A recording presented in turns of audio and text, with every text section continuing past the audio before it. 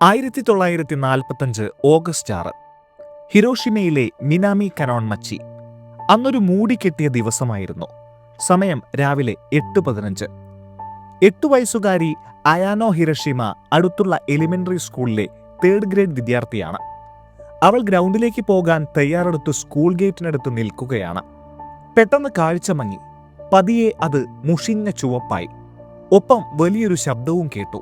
മറിഞ്ഞു വീണു. കണ്ണു തുറന്നു നോക്കുമ്പോൾ തകർന്നടിഞ്ഞ സ്കൂൾ കെട്ടിടത്തിനടിയിലാണ്. അവശിഷ്ടങ്ങൾക്കിടയിലൂടെ ചെറിയ വെളിച്ചം വരുന്നുണ്ട്. അയാനോ എങ്ങനെയൊക്കെയോ എഴുന്നേറ്റ് പുറത്തെത്തി. തൊട്ട് മുൻപ് കണ്ട സ്കൂളും പരിസരവുമായിരുന്നില്ല അത്. നിമിഷങ്ങൾ കൊണ്ട് എല്ലാം ഇല്ലാതായി.